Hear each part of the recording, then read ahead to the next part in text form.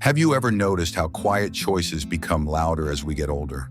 The things we don't say, the stories we keep to ourselves, the little decisions we make just to hold on to a bit of peace. It often happens during a simple moment. Maybe you're sitting with family. The conversation is warm, laughter, chatter. But then someone asks a question, something about your plans, or your money, or how you're feeling lately. And suddenly, you feel it. That small weight on your chest, the pressure to answer honestly, but also the instinct to protect yourself. That's something many of us learn after 65.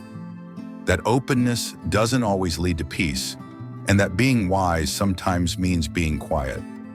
Not because we're hiding anything, but because we've learned the value of choosing when to speak and when to simply hold things close. I used to believe that sharing everything was the key to staying close to the people I love, that honesty would build trust. But the truth is, there's a difference between being truthful and being transparent about everything. And as we age, that difference becomes more important than ever, because here's what I've seen. Too much sharing, too soon, can lead to confusion, pressure, even distance.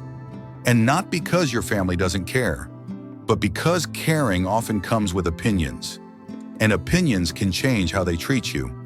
In this video, I want to talk with you about 5 things I believe are worth keeping to yourself, not out of fear, but out of wisdom. Things that can quietly protect your independence, your peace of mind, and the dignity you've earned through a life of experience. If you've ever left a conversation feeling misunderstood, or if you've shared something with family and then wished you hadn't, this message is for you, so I invite you to stay with me through the end. And if this topic feels meaningful, please consider liking this video and subscribing to the Longevity Secret channel. Together, we're building a thoughtful community of seniors who know that peace is something we choose, one conversation at a time. Let's begin with the first thing many of us share too soon, and the quiet cost it carries. Your future living arrangements before you're ready. There's something deeply personal about where we live, the walls we've painted, the chair we sit in every morning, the routines we've built over time. So when the idea of change enters that space, even as a casual thought, it can stir up feelings that aren't always easy to name. Many older adults begin thinking about what comes next long before a decision is actually needed. Should I move closer to the kids? Should I downsize? What about a retirement community? These are valid questions, but when those private thoughts are shared too early with family, something subtle can shift. Helen is 72. She lives in a cozy 2-bedroom home in suburban Missouri. Nothing fancy, but it's hers. She still tends to the small rose bushes her husband planted before he passed. One afternoon over lunch with her daughter, Helen mentioned she'd been thinking about maybe moving someday. Just to make things easier later on, she said. She didn't mean next week. She didn't even mean next year.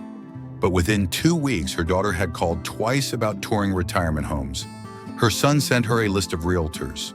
Her grandson offered to help pack. It was all done in love. But to Helen, it felt like the decision had been taken from her hands. What started as a gentle wondering became an expectation, and suddenly she didn't feel safe bringing up anything that sounded like uncertainty again. This is what can happen when we share our future plans before we're truly ready. Family hears readiness, even when we're still just thinking. And their desire to help can become pressure we didn't ask for. It's not wrong to plan ahead. In fact, it's wise. But you don't owe anyone your timeline until you've set it for yourself. You're the one living in your home. You're the one who knows how it feels to wake up there, to make coffee in your kitchen, to walk down the hallway in your slippers and hear the familiar creak in the floor. Your peace matters more than their plans, and your voice matters most in any conversation about your future. If you're still deciding, if you're not sure yet, that's okay. You can hold your thoughts close. You can gather information quietly. You can take your time. Because once the idea is out there, it can take on a life of its own. And the most important thing at this stage of life is not just where you live, it's how free you feel in your own decisions. Minor health issues that don't impact daily life. It's natural to want to share how we're feeling. A sore knee, a stiff back, a restless night. These are all part of the rhythm of aging. And when family asks how we are, it's tempting to be completely open. We believe that honesty builds trust, that sharing creates closeness, but sometimes it does the opposite. Tom is 74, a retired bus driver from Oregon. He still bowls every Friday with the same group he's known since the late 80s. He gardens, volunteers, feels mostly strong. One weekend after mowing the lawn and trimming hedges, his shoulders felt a little sore. The next day over brunch, he mentioned it in passing to his daughter. "I think I overdid it yesterday," he chuckled. But by Monday, she'd called his doctor. By Tuesday, she'd offered to hire someone to handle the yard work. By the end of the week, she told him she was worried about him driving at night. None of it came from a bad place, but the effect was clear. Tom went from feeling active and capable to feeling managed, watched, as if every choice he made now needed to be double-checked. That's the quiet cost of oversharing small health issues. Not because they're unimportant, but because once we speak them aloud, others often respond with more concern than we expected. And that concern can slowly shift how they see us. According to data from the National Institute on Aging, perceptions of fragility in older adults often begin not with major health events, but with small repeated signals, offhand comments, minor complaints. These create a picture of decline even when no serious problem exists. Of course, serious health concerns should never be hidden. If something affects your ability to function, if it needs treatment, your family should know. You deserve their help when it's truly needed. But not every ache is a warning sign. Not every rough night is cause for worry. Sometimes a sore shoulder is just that, a sore shoulder. And if you know your body, if you've lived long enough to tell the difference between something passing and something urgent, then trust yourself. You have every right to manage the small things on your own terms, to protect your sense of normalcy, to choose which stories get shared, and which ones are best left between you and your doctor, or even just between you and your own quiet knowing. Because peace in this season of life doesn't come from being closely monitored. It comes from being gently trusted. Old resentments from decades past. There's something about growing older that brings old memories back to the surface. Not just the joyful ones, but the ones that still ache, missed moments, words that weren't said, or were said too harshly, things you forgave maybe, but never really forgot. Sometimes in a quiet moment with your son, or over tea with your daughter, one of those memories bubbles up, and you feel the urge to speak it, to finally let it out. You don't mean to stir the past, you just want to be understood. But here's the part no one prepares us for. When you share a regret or an old hurt, especially if it involves your family. The listener doesn't always hear it as history, they hear it as today. And it can land heavier than you intended. I remember a woman named Marie, she's 80 now, a widow, soft-spoken. She spent her life raising 4 kids while working part-time at the library. One afternoon, her eldest son stopped by. As they sat looking through old photo albums, she sighed and said, "I wish I'd stood up to your father more when we were younger. Maybe things would have been easier for you kids." She didn't mean to open a wound, but her son grew quiet. He never said anything that day, but the next time he visited, he seemed distant. That warmth had dimmed just a little. Weeks passed. The calls became shorter, the visits fewer. Marie later told a friend she regretted saying it, not because it wasn't true, but because it shifted something she didn't mean to touch. That's the thing about old resentments. Even when we speak them gently, they often echo louder than we expect. What we see as personal reflection, others may hear as blame, as judgment, as rewriting the past in a way that makes them feel like they failed you, or worse, like they caused your pain. And sometimes sharing those thoughts too freely can make people see you not as the present, living version of yourself, but as someone stuck in memories they can't fix. That's why holding back isn't always avoidance. It's sometimes kindness. It's grace. It's knowing that not every truth needs to be passed down out loud. If you're holding something from long ago, something you never got to say, that's real, that matters.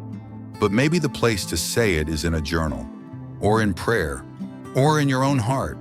Because what matters more now is not who hears it, but how you choose to live with it. And sometimes, choosing peace over closure is the wisest path forward. Your honest opinions on how others live. One of the gifts of age is perspective. You've lived through eras, trends, hardship, and change.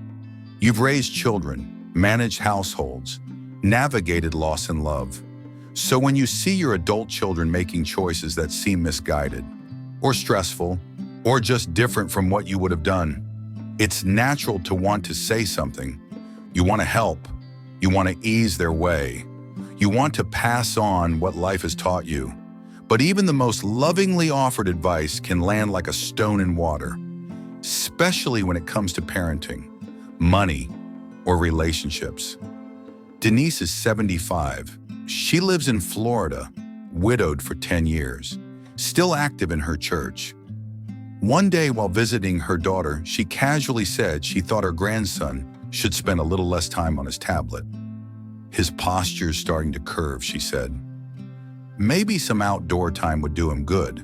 She meant it kindly, but her daughter didn't respond. Not then, not directly. Over the next few weeks, Denise noticed the change. Fewer phone calls, shorter visits, invitations slowly faded. The distance didn't come with words. It came with silence. That's what can happen when we speak what's on our mind thinking we're helping. But to them, it feels like judgment, like you're questioning their parenting, their priorities, their home. The hard truth is this: once you give your opinion, you can't take it back. You might forget it, but they might hold on to it for months, for years, especially if it hits a tender spot they're already struggling with. And that's where the wisdom of restraint becomes powerful. You can see something, understand it, and still choose not to say it. Not because you don't care, but because you've learned that care doesn't always need a voice. Sometimes your quiet presence, your support without commentary, your belief that they'll figure it out. That is the most loving gift you can give. Being wise doesn't mean always speaking your truth. Sometimes it means honoring theirs and letting them grow the way you once had to, through their own trials, their own choices, their own lessons. You don't have to agree with every decision. You don't have to pretend everything is perfect. But you can still love, still connect, still be close. Because in this season of life, peace comes not from being heard, but from knowing when silence holds more strength than words ever could. Who gets what in your will too far in advance? Few topics carry as much emotional weight as inheritance, and few conversations are as delicate. For many of us, the urge to share our estate plans with family comes from a place of love. We want to avoid confusion, prevent future fights, make sure our wishes are clear.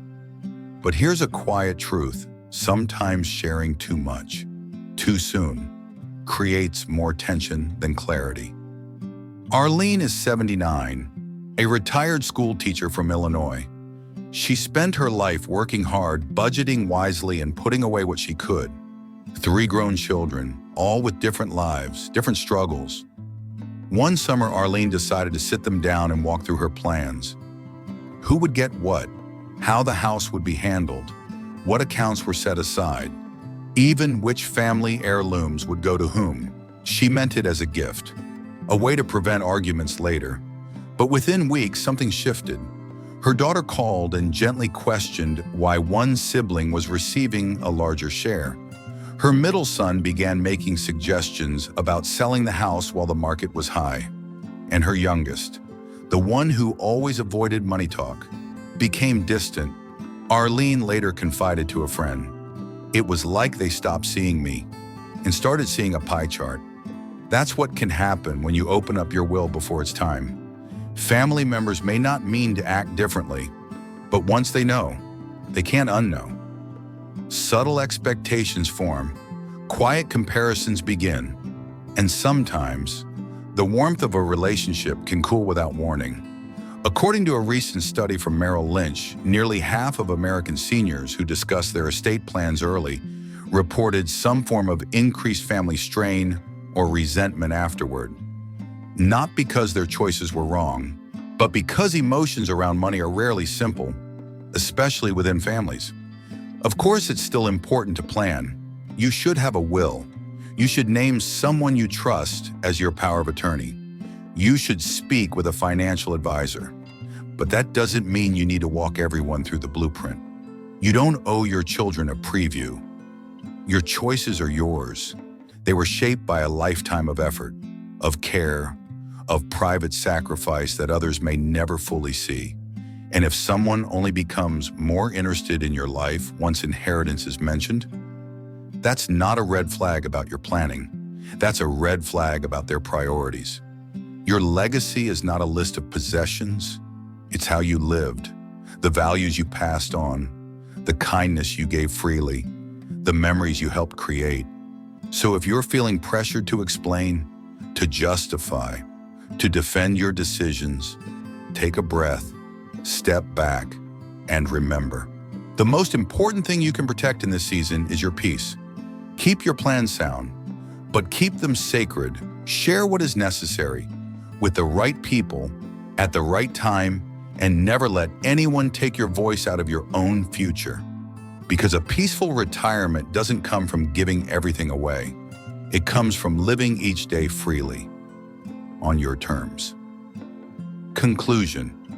Sometimes the greatest peace doesn't come from what we say. It comes from what we choose to keep for ourselves in this season of life.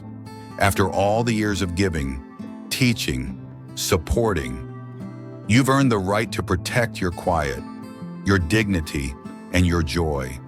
You don't have to explain every choice. You don't have to share every thought. And you certainly don't need to hand over your independence just to make others feel more comfortable.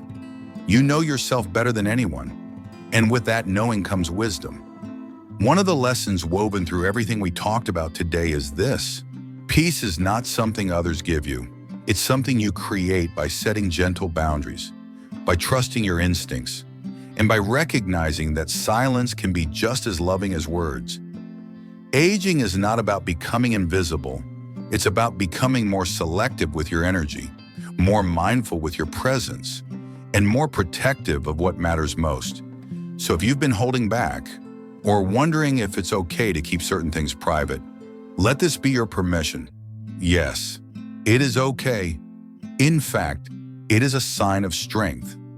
As we close today's message, I invite you to take a quiet breath and ask yourself, what's one thing I will keep for myself, not out of fear, but out of self-respect? If this video brought you comfort or clarity, please stay with us for the next one. Like the video, subscribe to the Longevity Secret channel, and leave a comment below.